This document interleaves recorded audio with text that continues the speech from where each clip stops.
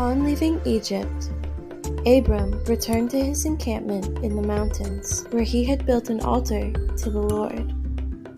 With much wealth and an ever-increasing flock, tensions rise between the herdsmen of Abram and Lot.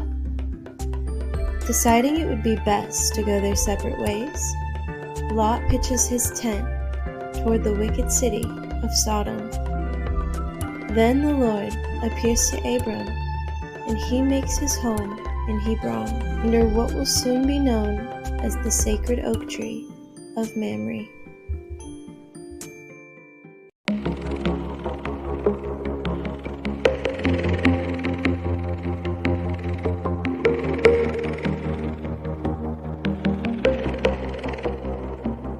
Welcome back to another episode of Ancient Echoes. My name is Bronson Long.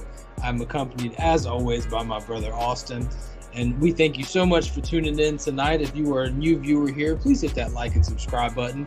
If you are returning, man, ring that bell a couple of times. That way you're notified every single time we upload. We've been posting reaction videos. We've been doing Bible commentary. There's shorts going up all the time. And we're busy over here at Ancient Echoes, and we are having so much fun as we do it every single day.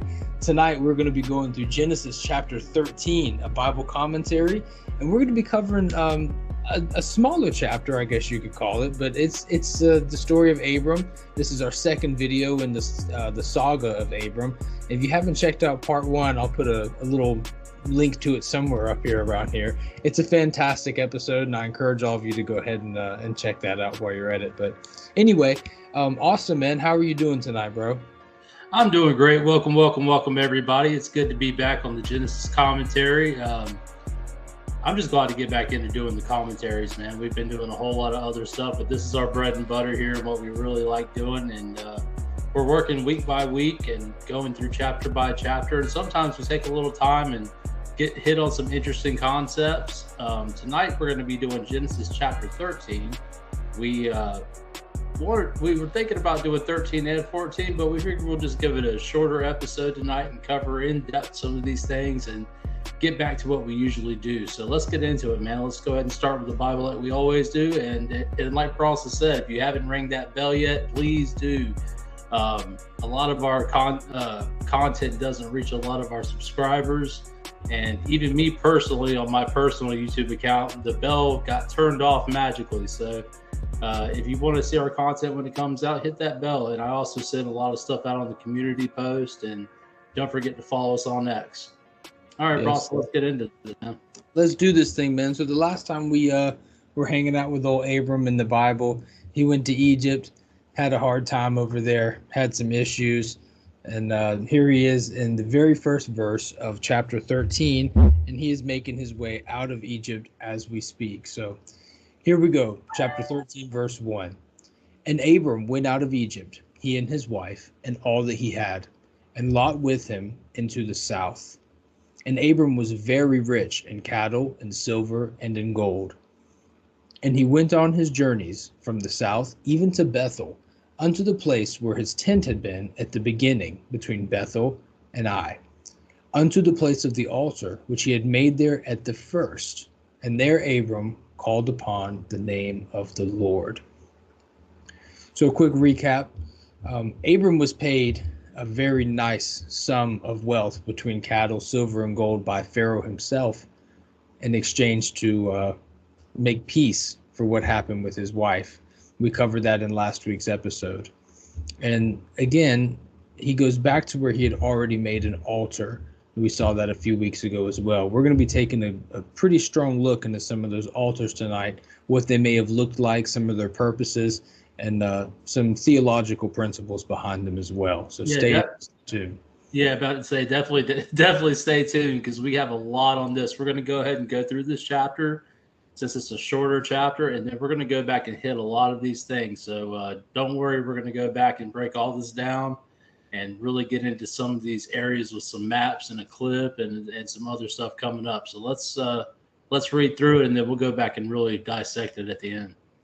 Yeah. 13:5. And Lot also, which went with Abram, had flocks and herds and tents. And the land was not able to bear them, that they might dwell together. for their substance was great, so that they could not dwell together. And there was a strife between the herdmen of Abram's cattle and the herdmen of Lot's cattle. And the Canaanite and the Perizzite dwelled then in the land. And Abram said unto Lot, Let there be no strife, I pray thee, between me and thee, and between my herdmen and thy herdmen, for we are brethren. Is not the whole land before thee? Separate thyself, I pray thee, from me. If thou wilt take the left hand, then I will go to the right. If thou depart to the right, then I will go to the left.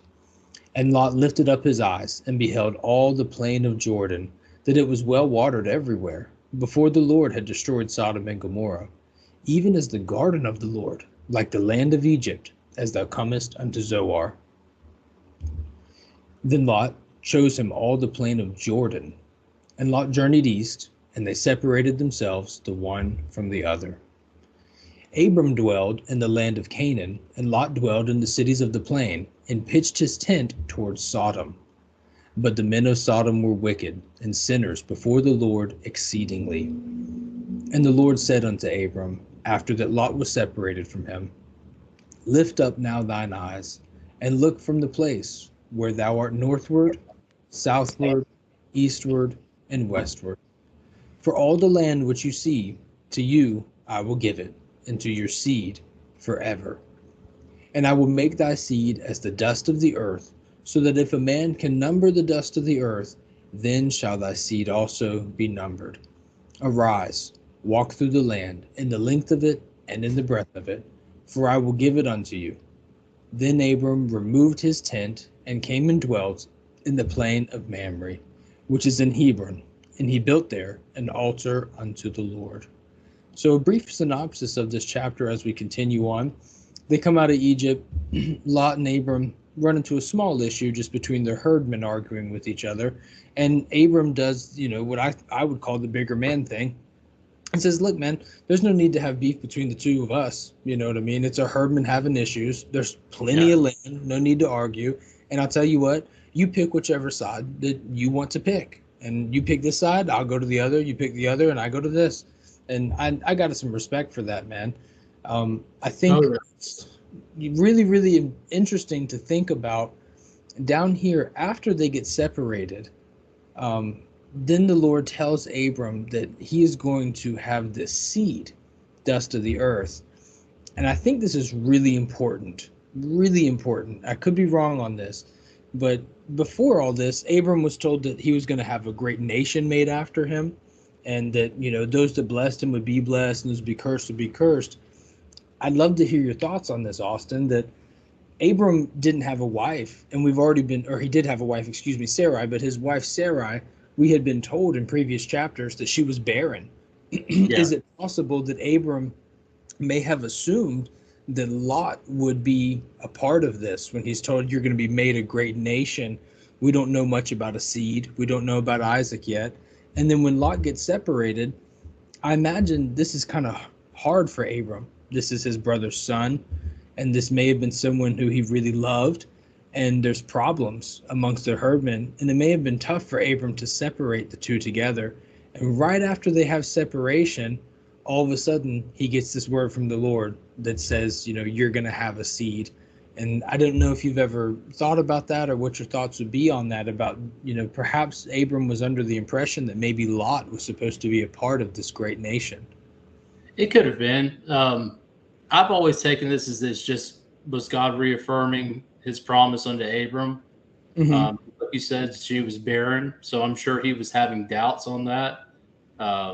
So showing him the whole land, and that his descendants would fill the whole land and everything else like that, was just a reconfirmation. Now, the thought on Lot, I've never thought about it that way.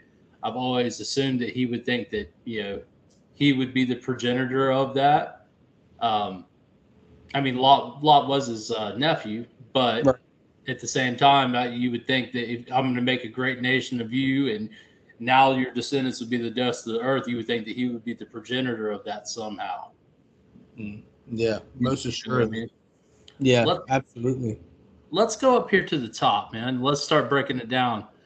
So it says they journeyed from the south even till Bethel, unto a place where his tent had been at the beginning, between Bethel and Ai. All right, so let's we have a map just to kind of show this. It'll be the next one. Oh, there we go.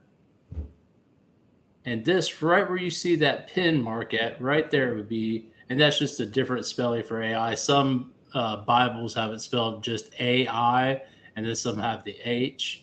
But right there between Bethel and AI is where they were. And I just think it's so cool to be able to go on these maps and pull up exactly where this location is. Now, it has a question mark next to AI. I don't believe it has been found, but that's the assumption of where it's at. And if we zoom out a little bit on this map, it'll show it in the area of Israel, exactly where it's at. Yeah, that's where it zoomed in at right there, just west of the Jordan. these things are such helpful tools, man. I mean, I'm such a visual person. I love maps and timelines, man. anything to bring more color to the story. Absolutely. I think visualizing where people are and everything just really brings it to life, exactly where they were at. Matter of fact, let's go to that first image that you have pulled up just so people can get an idea of the distance they traveled with their flocks and everything. They came over here from Egypt in Negev. Yeah. So the story started way over here. Right. Haran is where he ends up being told, get thy from thy father's house. We had such a cool story that we read from Jubilees about why they may have been even on the run to Haran. Right. Yeah, definitely. If you guys haven't checked out the Abraham and the House of Idols, we really get into that deeply, and we also get into some of the extra biblical text and tie all these stories in together, and you get a good idea of why he's taking care of Lot too, and why he always kind of looked after him. If those stories from these extra biblical texts are true, which it kind of rings true to me because of the way he always made sure he wouldn't. Well, we won't get into it right now. We'll talk about saving Lot and all that in some upcoming episodes, but.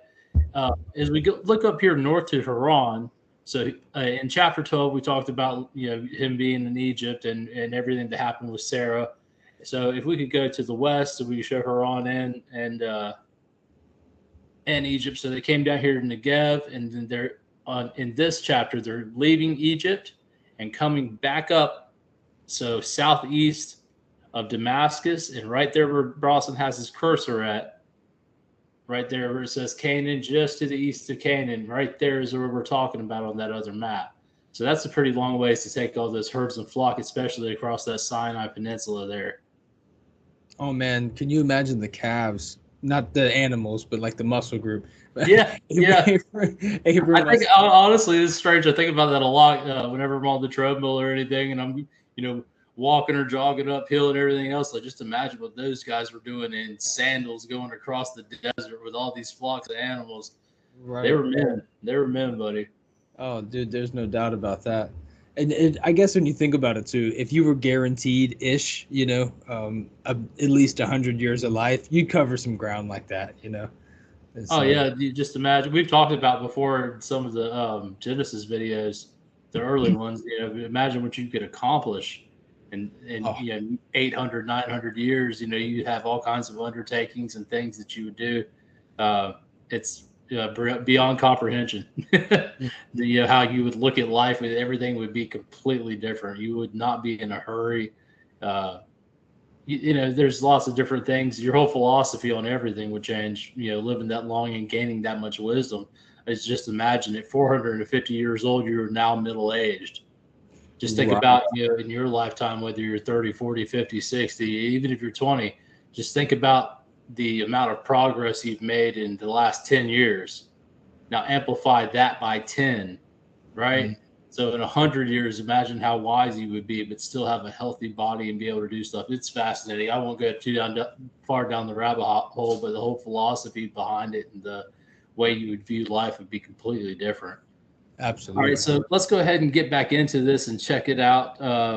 As we go down here, we see, and there was strife between a herdman of Abram's cattle and a herdman of Lot's cattle. And so there was not only the strife there, but they also had the Canaanite and the Perizzite dwelling in the land as well.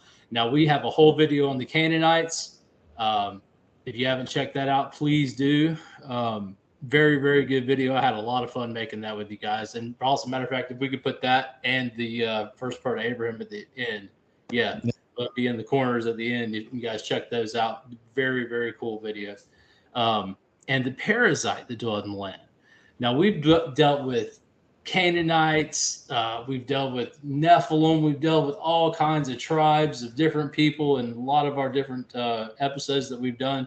But we have not covered the parasite yet.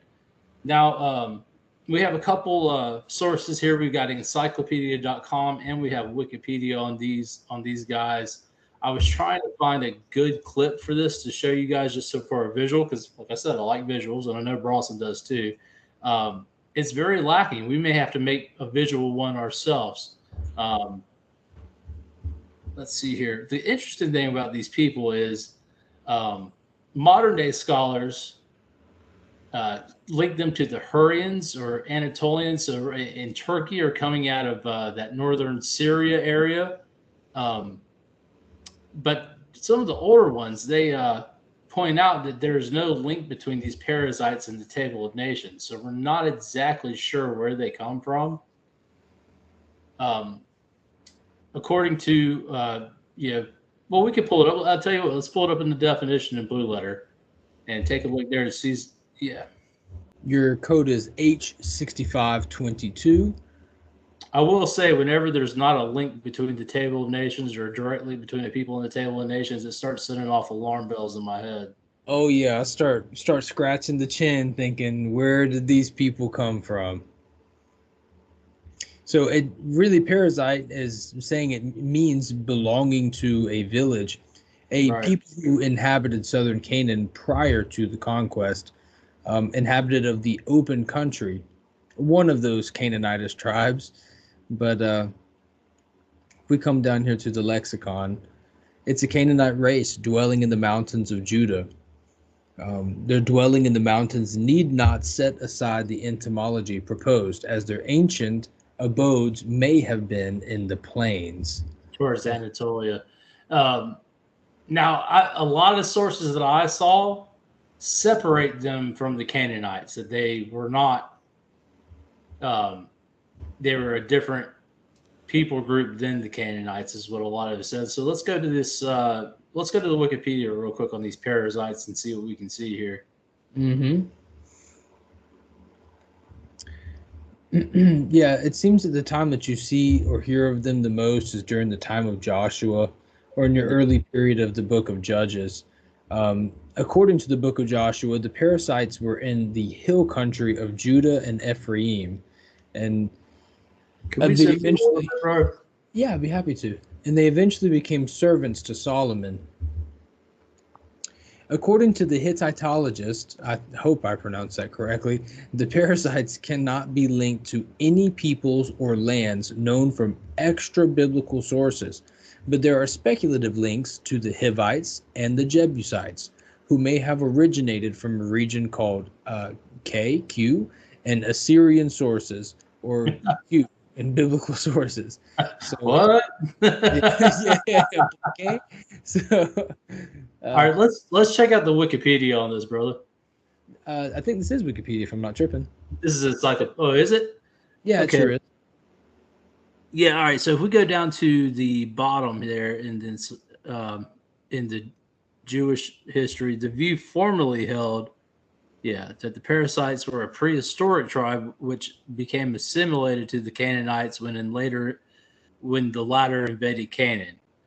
But this is a contradiction to the fact that parasites are not mentioned in the genealogy. More recent commentators are of the opinion that parasi or parasite are identical, and that the Bible has included them under the name parasites, all stocks dwelling in unwalled towns. So it a little confusing. Some people say that they are Canaanites, but they don't link back to the Table of Nations. And we did the whole episode on the Canaanites and all the tribes that we could find, and parasites was not included. Yeah, they were not in the list anywhere. I think this is interesting that the parasites were among the tribes that were not subjected to tribute to Solomon. Well, the complaint was brought to Ezra that the priests and the Levites would not separate themselves from the parasites and other peoples of the land.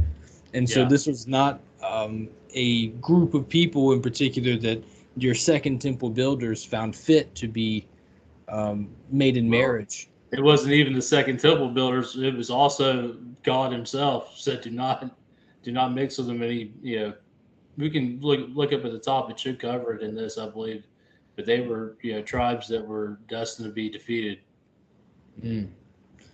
It's very mysterious. Like what you said, as soon as I see a group of people showing up in the Bible that you cannot trace back, or at least have a high amount of struggle tracing back to the Table of Nations in Genesis chapter 10, if you're unaware, that is one of them things, man. I mean, I don't have much to say on it, but you have to wonder, I mean, where did they come from, Yeah. If we as Christians are supposed to believe, which I believe most of us do believe, that the world was inhabited through the relations of Japheth and Ham and Shem and their wives. That's what I was about to say, is that I'm not sure who they trace back to originally. It says they assimilated into the Canaanites, but apparently they were a people before that. So which line do they come from? And in that area, it could be, if it's in Anatolia and it's from the plains, I mean, it could be Japheth, or it could be Shem. I lean a little bit more towards Shem. Yeah, you're probably right. I mean, when we looked into Hurrian, that was kind of leaning towards where I'd put the border for Shem, or even Japheth. Right around that. Right, line. it's right there at it. It's right there. Yeah, right around that line. It's a little bit more into Shem's territory, but it's close. Mm-hmm. Absolutely. And if you're not familiar with what we're speaking about, definitely go check out our other videos. The Shem, Ham, and Japheth videos, we covered in depth, and the division of land in the Book of Jubilees. It's definitely worth a watch. It's an eye opener, and me and Bros have said it many times. We speculate there's a lot more there that still carries over to this very day at the highest levels. We can't fully prove that yet, but once we get some smoking gun evidence on that, that will definitely be a video. But the basis for that is found in those Shem, Ham, and Japheth videos that we did. All right, so let's keep rolling on this, man, because there's a lot on the parasites that isn't there. Yes, no doubt. So we have a strife between herdmen, and Abram is so cool, man. I mean, he's the one who's in charge, right? And this kind of makes me think of the verse where Christ is getting on the Pharisees, and he's saying, the parents ought to lay it for the children ought not to lay it for the parents. And here we are, Lot's essentially his guardian, his stepdad, whatever you want to call him, is looking at his only lineage, his only line left, his only nephew, and he just says, man, you take what you want to take. And I just think that's really cool. So Lot lifts up his eyes, and he beheld all of the plain of Jordan, that it was well watered everywhere, before the Lord destroyed Sodom and Gomorrah. So to me, that really means that once Sodom and Gomorrah got changed, I'm no climate scientist or whatever, but I imagine heavenly fire and brimstone falling from the sky and destroying an entire city would have massive climate effects.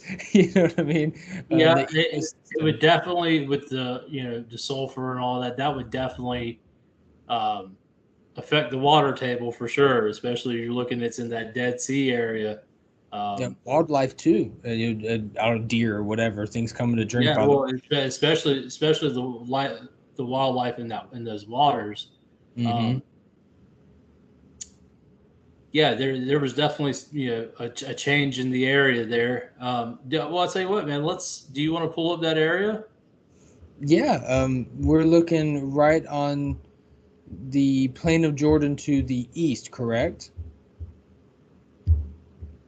Yes. Yeah. You want to do Google Earth? Yeah, sure. Let's do that, and let's zoom in and see if we can find some evidence. And we didn't plan this, guys. And just so everybody knows, we do all these videos in one take. So we're probably gonna start doing some more live streams, because this is basically a live stream anyways, that we just put a beginning on and put it out to you guys. So we just do it all in one take. So forgive us if we look things up and everything else, but we try to be as authentic as possible. and just show exactly what we're doing and what we're thinking and all the cool stuff you can get into when you're looking deep into the Bible. Absolutely, man. We just enjoy it so much. So if we're looking at Hebron, that's right here.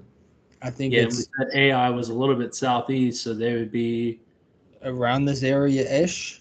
a little bit closer to Hebron. So about towards the base of that, yeah, somewhere in there. Mm-hmm. Give or take. We Right. So let's have see if we can find anything that looks like it could be.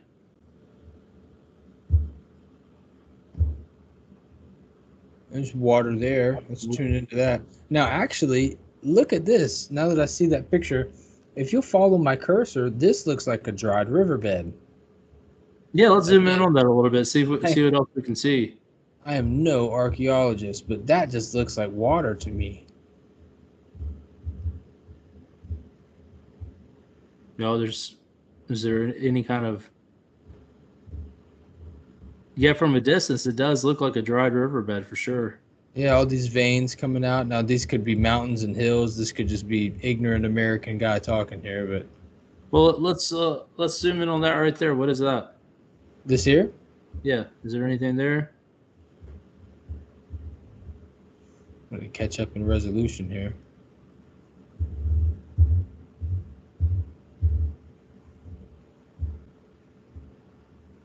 Let's see. Can I get a 3D view? 2D view?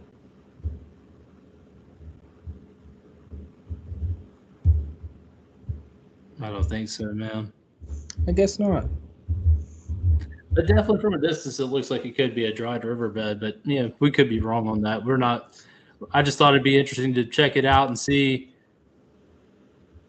Yeah, it certainly is.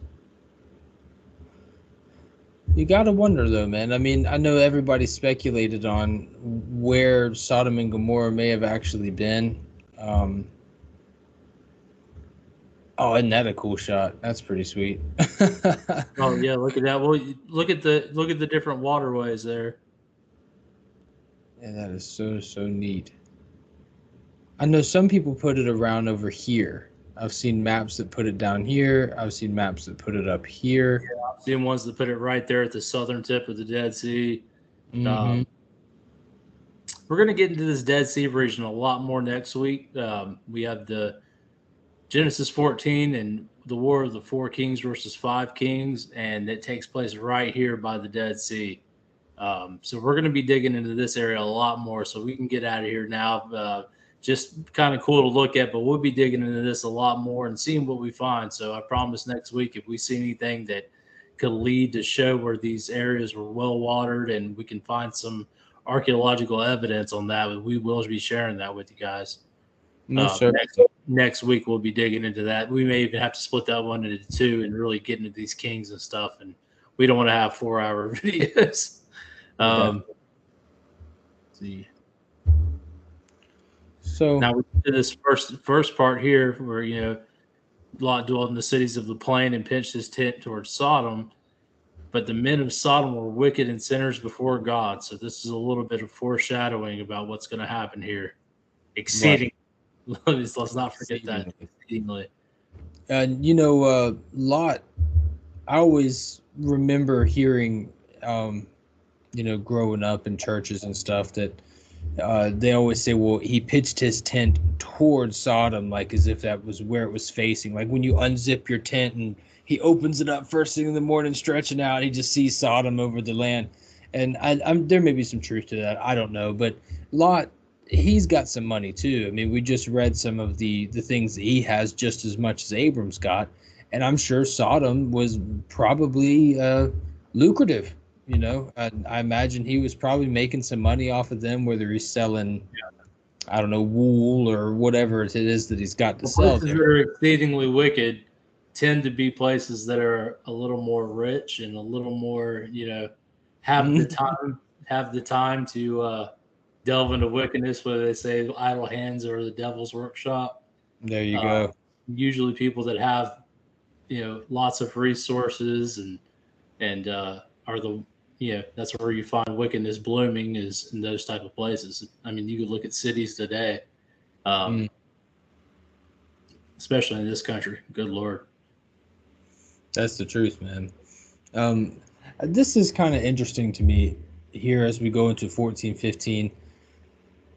God always seems to have these, the one that always comes to mind, these, what's the word, stipulations, these commands, whatever you want to say, where we'll get into it down the road, where the gentleman has to tap the stick on the ground a certain amount of times, and because he tapped it so few amount of times, it ends up causing problems or whatever.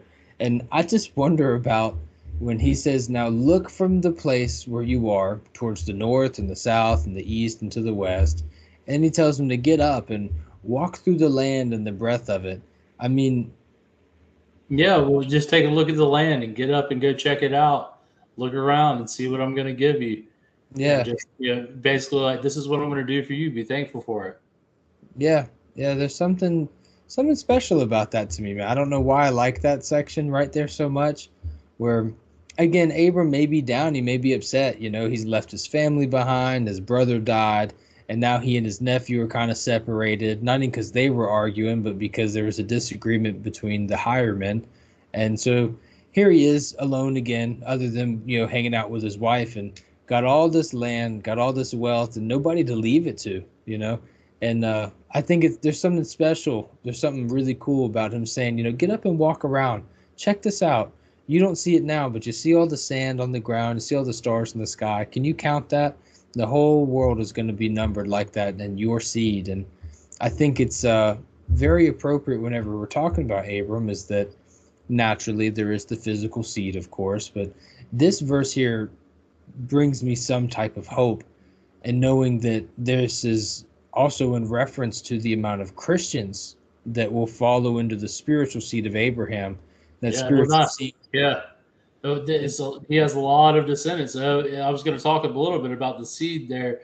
And I guess we will get into it later once we start getting into Abraham's Sure. offspring. This is going to be a Yeah. pretty long one, but I mean, just even to this day, you have the Arabs that and that seed that comes down through Ishmael and uh, a lot of those peoples over there, even peoples that may have other sources of because I know in Iran they have ties back to, I believe, some of the Japhethites and the Aryans and all that type of stuff.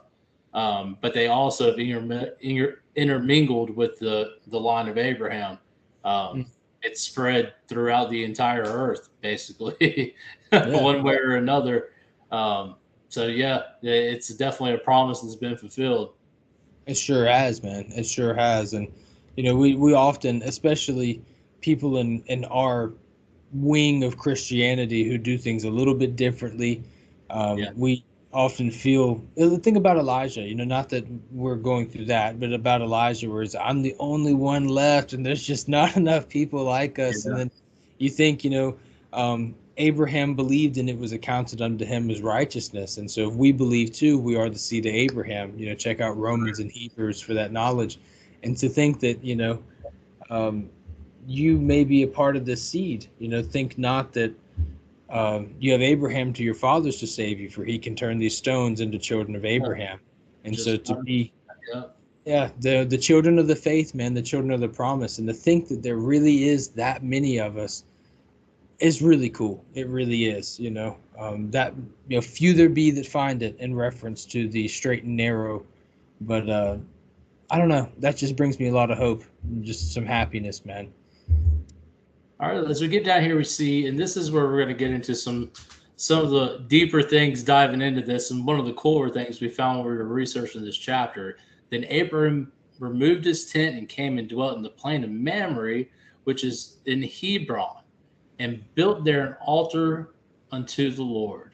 Yes. So we have a couple things here. We have a clip that we're going to get into from Expedition Bible. Very cool channel. If you guys haven't watched his stuff, if you're into the ancient world and archaeology and all that type of stuff like I am, and I know Bronson is, I definitely recommend this channel. So let's check this out, Mamre. Here we go. See if I can't get this thing to play. We'll have to back it out first. And here we go. Located in Israel, in the mountains west of the Dead Sea, is the ancient city of Hebron. About 2 miles south of Hebron is one of the most significant sites in all of the land of the Bible. And yet, hardly anyone visits this amazing place.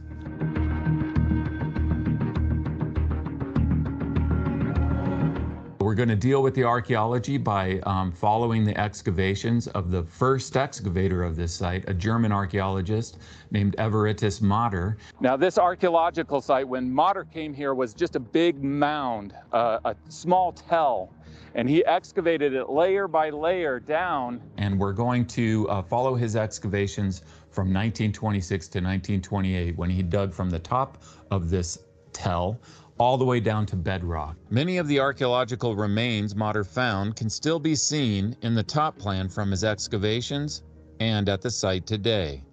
What did Mamre find? He started digging in 1926. At the top layer of the tell, he uncovered these structures from the Islamic period. He could date them because he found the pottery and other finds that were associated with those architectural structures. Underneath that layer, he uncovered the foundations of a monumental building. He could identify the function of this building because at the front of the building was this half circle-shaped structure, which is called an apse, pointing to the east. And this means that the function of this building was that it was a church.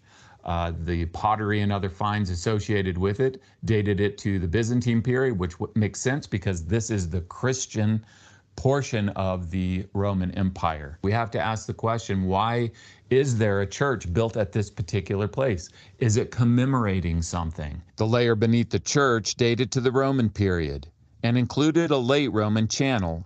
So this aqueduct that we see here, this is from the late Roman period. We have to ask ourselves, with this channel that takes a liquid out, what liquid is it bringing out? What is the purpose of this? What is going on here exactly? The next layer underneath this dates to the early Roman period, and this is when you have these monumental enclosure walls that enclose this site. Why is this little place enclosed with these walls? Are these fortification walls? Are these some kind of commemorative walls? These walls were built on those walls are pretty massive, man. Looking at it, Pretty tall. Yeah. Can we go back just a tick? And yeah, right there. Yeah. Those are pretty thick walls. Now, remember what he said about the church, because there's something we're going to read after this that we'll talk a little bit and kind of speculates on this, I think, indirectly when it talks about this area. Absolutely. But yeah, look at those walls, man. It's really interesting. We covered this in our Tartaria video, and basically the entire old world saga that we went through. Yeah. For some reason, as humans, it's just everybody does it. We build on top of things that have already been built. Well, when you look into where, especially these cathedrals are at, and even monasteries that the Catholic Church built upon, they're almost always in the old world. They're almost always built on top of these ancient pagan sites. There's usually some kind of a underground passage or something that you can go down and look at these ruins underneath. There's all kinds of stuff like that, and they always build on top of it. And it seems like these sites are just of immense importance. Either that, or they're just a more common way of looking at it is that they're using the materials that are already there to build upon. So it already has the foundation. So the first step of building is the foundation, obviously. So, and you have these aqueducts here. And how amazing is that this stonework and everything after all this time is still there? I mean, the craftsmanship is incredible. It's amazing. It's amazing. Yeah. I guess being buried helps preserve it, but still at the same time, it's just like, I don't know if you guys have seen a parking lot of say, a shopping center that hasn't been used for 5-10 years. Have you see how awful it is? It's just breaking apart and just right. Like, the level of craftsmanship in the ancient world is beyond belief. It sure is, man. Yeah, this and when you're talking about the ancient world, the later Roman period is not, all that ancient, but it's still head and shoulders above of what we see in this postmodern world with the ugly buildings that are everywhere and everything looks like a Walmart. Oh yeah, yeah. Just compare this type of craftsmanship to the roads you get in South Carolina. It's horrible. I've always thought it was.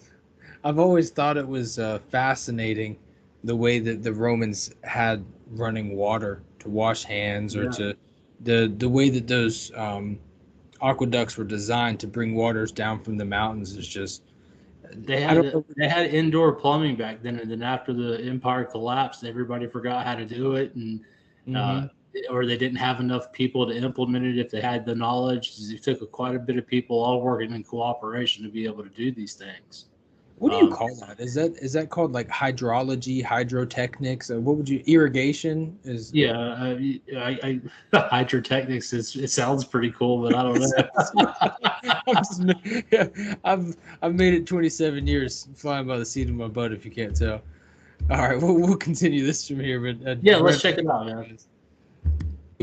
Enclosed with these walls, are these fortification walls? Are these some kind of commemorative walls? These walls were built on bedrock, but outside of these walls on the western side, there was found 2 stone structures. The pottery and other finds dated them to the time of what's called the Iron Age, and this is the time when the kings ruled the kingdom of Israel. What were these structures? They're 2 square stone structures that are side by side. The oldest pottery dated back to the Bronze Age, to around 2000 BC. And it was in this earliest period that there was some kind of a structure at the center of the site. Sitting on the bedrock in the middle of the site is this corner of a stone structure. What was this? What is it doing in the middle of the site? Is it somehow connected to the later archaeology? Also in the bedrock itself are these huge holes. We have this hole in the bedrock. I remember the first time I went there and saw these. What on earth are these? And then in the southwest corner of the site, we have a strong water source. We have a spring. This is a spring, and why this site has been used for thousands and thousands of years. You can see left over these stone mangers that are used for watering animals. Okay, so that's what was found. So at this point, what we have is a bunch of facts. What we need is an interpretation that best explains all of this evidence, all of these facts. And so to do this, what we need are ancient accounts from these periods and from these ancient times that are telling us what this site is and telling us what was built here in the past, and giving us the reasons for why it would be built here. The most important ancient texts between Mesopotamia and Egypt are the biblical texts. And so those are the ones that Mamre used in order to bring out the meaning, the identification of what he had found in his excavations. If we bring one verse in, one verse from the Bible, then we all of a sudden go from confusion and speculation to all of a sudden a solid foundation for going, oh, so this is what this archaeological site is about. And that verse is Genesis chapter 13, verse 18, which says, "So Abraham went to live near the great trees of Mamre at Hebron, where he pitched his tents. There he built an altar to the Lord." So this verse says that there were great trees at Mamre. This was one of the distinctions of Mamre, was that you had these huge trees there. Well, what is there? All right. Well, let's look into this a little bit. Now, when we check out this Mamre, we are. So this is the Wikipedia page of Mamre, and right here it says the full Hebrew name of Elonai Mamre translates to the Oaks of Mamre, refers to an ancient religious site originally focused on a single holy tree growing since time immemorial at Hebron in Canaan. Let's see, its first location, Kibberet Nimrah, a pagan tree cult, predated the biblical narrative. It's best known from the biblical story of Abraham and the three visitors. Now, the tree under which he had pitched his tent is known as the oak or terebinth of Mamre. It's very, very interesting here, man. I just want to take a second here. There's three visitors thing, and I haven't even taken the time to read what's going on here. But that'll be in a later episode. Yeah, but it's a special place, all right? There's something special going on. We've talked about the correlation between geography and supernatural moments and times where God makes visitation and movements. And so, we don't want to spoil moments that we'll be having in future commentary, but let's just put it this way. There's got to be something special going on here. Yeah, it definitely is. Let's see. The last one contained an old oak tree identified by a relatively new tradition as the Oak of Mamre, which collapsed in 2019. And in the grounds of a Russian Orthodox monastery. All right, so here's where we get to this church. Okay, like he was talking about in that video. I told you to remember it. Yes. Right there is the site, yeah. Now, as we go back over here to the text, it says, the places of Judea where a fair, or which is like a marketplace, was held next to a venerated tree, accompanied by an interdenominational festival joined in the time by Jews, pagans, and Christians. I'd like to dispute that should have been joined by Christians at all, but somehow they always end up roping us around a ceremonial tree. I'll get off my soapbox before I get started. This prompted Emperor Constantine the Great to unsuccessfully attempt at putting a stop to this practice by erecting a Christian basilica there. So that may have been that. That may have been we were looking at in that later Roman period with the aqueduct, and where he was talking about that. The circular shape there or the half-shaped circle there, facing east, like it was in a church. So I think that this is most likely the church that Josephus is referencing here. I don't see why that's. And if somebody's got something to dispute that, we'd be happy to know the truth on the matter. But that's pretty. That would line up right with Josephus and with the archaeological record.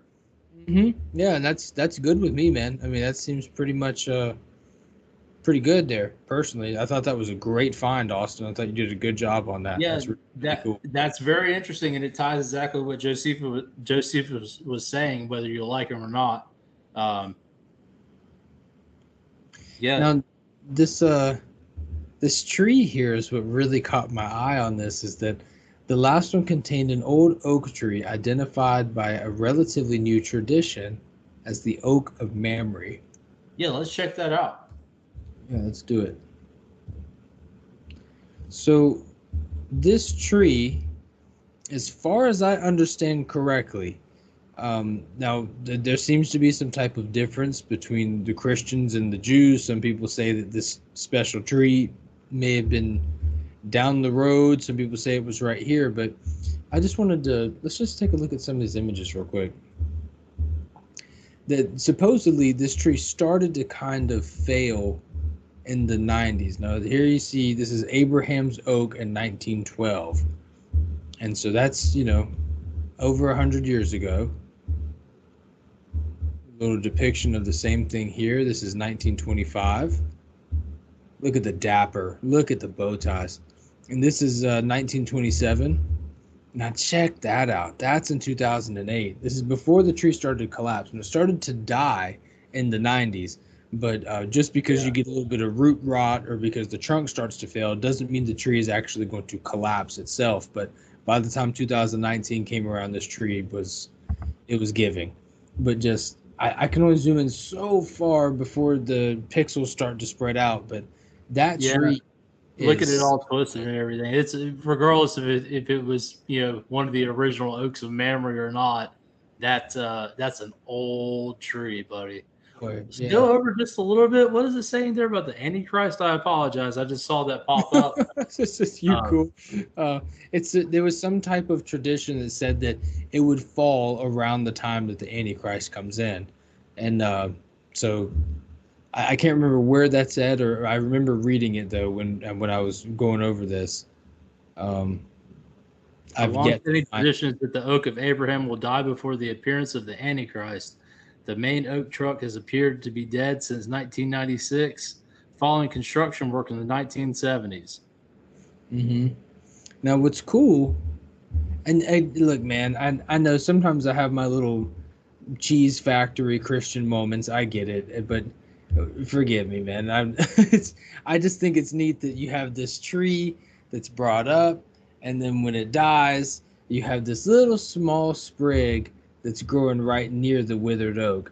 And whatever, man. I know you're not supposed to look for omens and things, and maybe I'm wrong. Call me wrong for it, but does that not just make you think of the new covenant with Christ? Does it not make you think of a new beginning, the old wild olive branch and all that type of stuff?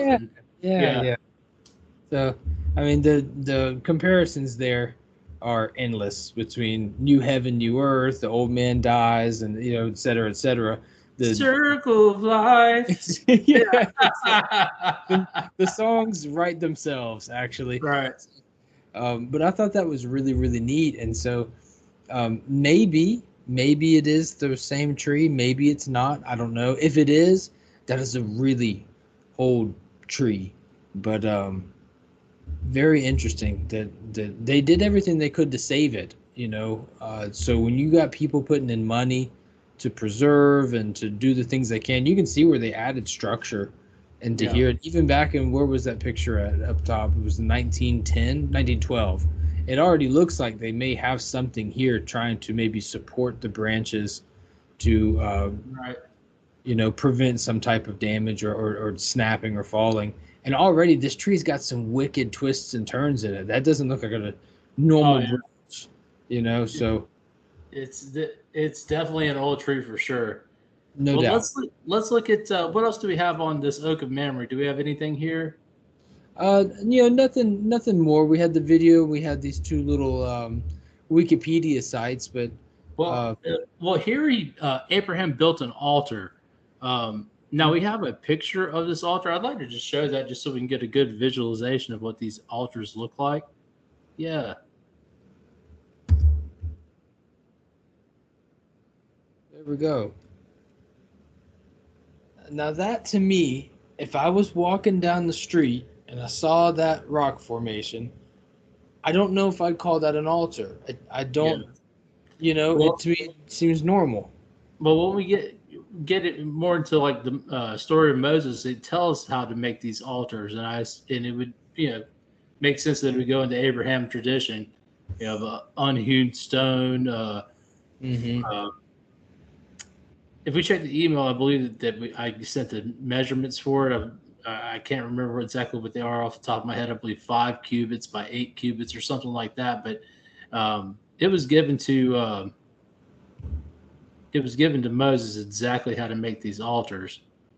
I may have not got it to you, sir. I'm sorry if I didn't. Maybe not. No worries at all. But no, there are definitely some specific instructions that are given. Yeah. I believe, and I'm going off the top of my dome, so go ahead. It's open season in the comment section, but I'm pretty sure, like you said, it's unhewn stone, and no mortar, and that no staircases are allowed to lead to the altar. You don't want to expose your privies to something that's dedicated and holy to God. And maybe if I was in person, this wouldn't quite look natural, and there appears to have been decades, maybe even centuries of erosion that's happened to these stones, and perhaps they had already been eroded before he'd even put the stones together. But the altars are interesting to me, man. I could go on a long rant on that, but I think I will forbear myself, and we can move over to what you sent about the 4 altars, and maybe let's just talk about it and whatever you'd like to say about it, because I will take up 15 minutes if you let me. I tell you what, man. Let's save the altars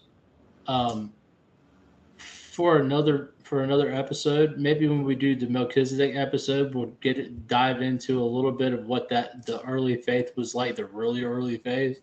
Yeah. And talk a little bit about the priesthood of Melchizedek and some of the things that were happening back then that were carried over into the Mosaic law, the Levitical law and everything else. And let's save that for a little bit there. But I thought that was good to add, since we've been talking about these altars in 12 and now in 13, to show exactly what they look like, just so everybody that watches these videos, and if you've watched this far, I understand that you're into this kind of thing. So just to give a good visual representation of what it was like. No doubt, man. Well, that, as far as I understand, concludes chapter 13. That became far more interesting than what I expected it to be. It's so easy sometimes to look at some of these chapters and to say there's not much there. But when you start digging in, the Bible is just this endless treasure trove of knowledge and conspiracy and mystery. And dude, I will say this, because sometimes, we're talking about planning for this episode, it's like, man, there's not a whole lot that we can bring up here, but then we get into it and it's just a reminder, like, a lot of, this is in the Torah, is given face to face. Moses talked to God face to face, as you would talk to a friend. It's there for a reason. Mm-hmm. Showing different things and giving you historical things. And I think what we saw there in that Expedition Bible clip that we showed, and like I said, guys, go check out his channel. Definitely, we try to give credit where it's due, and he does that for a really cool channel.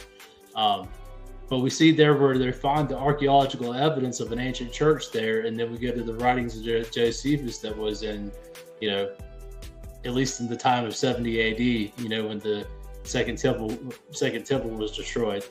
And it lines up. Yeah. Lines up exactly what Josephus was saying with the archaeological record, which is really, really cool and an interesting find, and something I didn't know before we started going into this. So that was really awesome. Well, guys, we're going to go ahead and end it here. We appreciate you guys coming by. Don't forget to like, share, and subscribe on this video.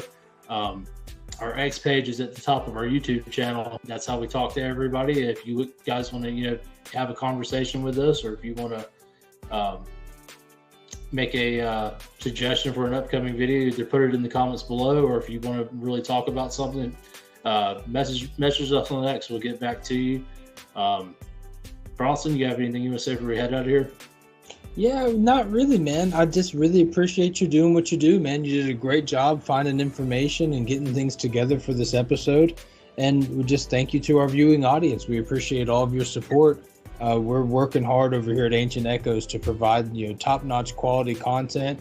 And I just enjoy every minute of it, man. It's such a blessing that we get to do this together. So with that, man, I'm cool. God bless you guys too. And don't hesitate to hit us on X, and if you have prayer requests or anything like that, or if you have anything that you want to talk about, please. This is, I hate to even use this word because there's so many dirty ones out there, but this is a ministry, and we are Christians, and we do have a smaller community here, but we do care about you guys, and we enjoy hearing from you guys. So, anything you need, prayer requests or anything like that, we'll shout them out on the next episode. Hit us on X and let us know.